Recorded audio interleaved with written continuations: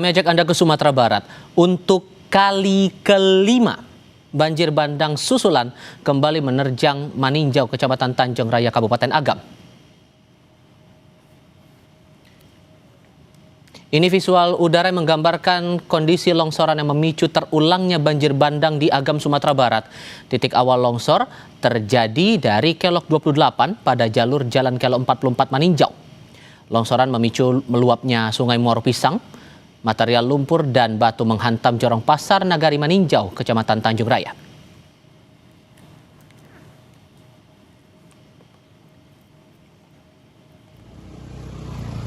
Selain menutup akses jalan utama Lubuk Basong Bukit Tinggi, material terjangan banjir bandang pun menghanyutkan satu unit rumah warga.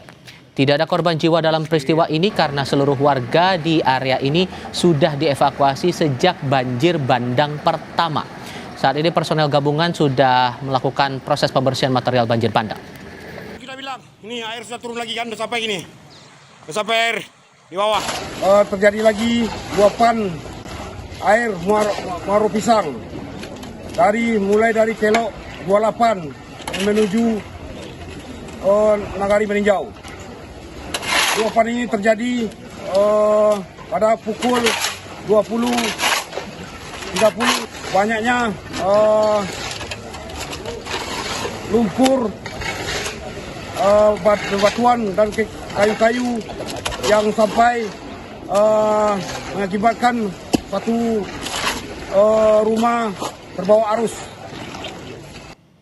Kita tinjau perkembangan terbaru pasca banjir bandang dan longsor yang sekali lagi menerjang Tanjung Raya, Kabupaten Agam, Sumatera Barat lewat laporan langsung jurnalis Kompas TV Rio Johannes. Rio, ini sudah kali kelima banjir bandang terjadi, membedakan dengan 4 kali banjir bandang sebelumnya. Separah apa keadaannya dan bagaimana kondisi warga sekarang? Ya, Tifal dan juga saudara, memang tadi pagi itu kembali terulang banjir bandang di daerah Tanjung Raya, Kabupaten Agam. Hal ini masih dipicu oleh tingginya curah hujan di daerah tersebut. Pada malam hari curah hujan sudah mulai tinggi, sehingga pada pukul 9 malam itu sudah mulai terlihat tanda-tanda adanya peningkatan debit air di muara Sungai Pisang. Nah, pada pagi hari terjadi lagi banjir bandang karena terjadinya longsor di titik awal, yaitu di titik Kelok 28 pada jalur jalan Kelok 44 Maninjau.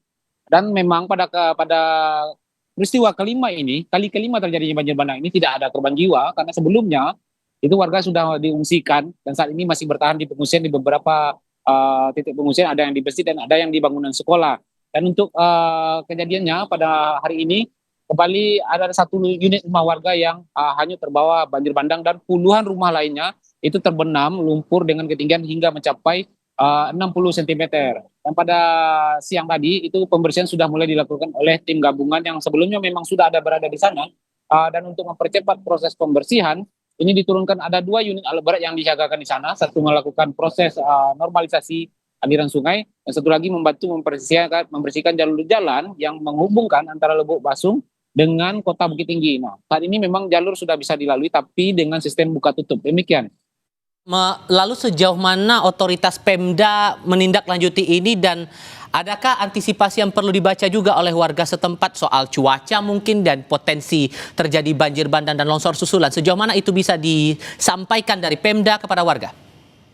Ya, Tifal dan juga saudara, memang pada kejadian yang sebelumnya beberapa hari yang lalu, itu kejadian banjir bandang keempat, ini dari Polres Agam itu sudah mengantisipasi dengan menempatkan personil di titik awal yang berkemungkinan terjadinya longsor, yaitu di titik Kelok 28. Itu ada personil yang disiagakan yang akan memberitahu jika adanya pergerakan tanah di titik yang dicurigai ini, akan segera memberitahu kepada personil yang melakukan pembersihan di bawah. Nah, karena belajar dari kejadian yang keempat, itu ada rentang waktu lebih kurang 1 jam dari titik puncak mencapai ke pemukiman warga yang berada di bawah yang di dekat Danau Maninjau. Sehingga ini petugas mempunyai rentang waktu untuk mengevakuasi diri jika terjadi longsoran atau pergerakan tanah di titik awal, yaitu di Kelok 28 ini. Dan sejauh ini memang sampai saat ini itu personil masih disiagakan di titik awal Kelok 28 itu, mengingat masih besarnya potensi hujan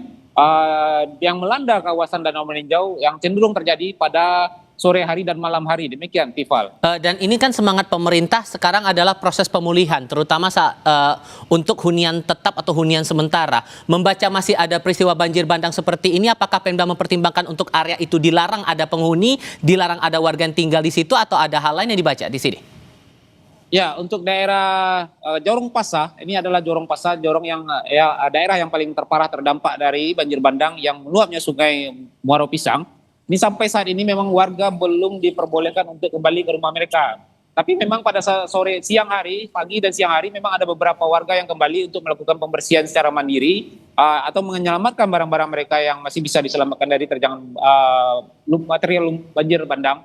Tapi pada malam hari memang tidak diperbolehkan untuk kembali ke kediaman masing-masing, sehingga mereka masih ditempatkan di pengungsian yang ditetapkan oleh BPBD Kabupaten Agam.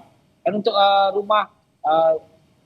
untuk hunian sementara sendiri memang sejauh ini masih dalam proses, dan dari beberapa daerah yang terdampak karena cukup luasnya dampak ini, tidak hanya di Maninjau, di Agam pun ada di Palembayan dan di Malala. Ada 3 titik. Dan dari 2 titik yang sebelumnya, yaitu dari daerah Palembayan dan Malala, itu sudah didirikan. Saat ini sedang berproses pendirian rumah hunian sementara untuk korban banjir bandang. Dan untuk daerah Maninjau ini masih dalam proses pencarian lahan, di mana titik yang aman, sehingga warga ini bisa dipindahkan untuk sementara di hunian sementara. Dan untuk di daerah Maninjau ini sendiri, saat ini ada lebih kurang ada 3 unit alat berat, 2 diantaranya untuk melakukan pembersihan. 1 alat berat lagi digunakan untuk proses pembangunan jembatan Aramco. Karena ada di bagian atas lagi yang daerah tepatnya berada di kampung halamannya Buya Hamka, itu ada jembatan yang terputus, sehingga di sana juga akan dipasang jembatan Aramco, dan saat ini dalam proses pemasangan jembatan. Demikian, Tifal. Pengawasan kewaspadaan warga ini jadi penting, tapi tindak cepat dari otoritas terkait juga penting juga diperhatikan. Rio Johannes, terima kasih.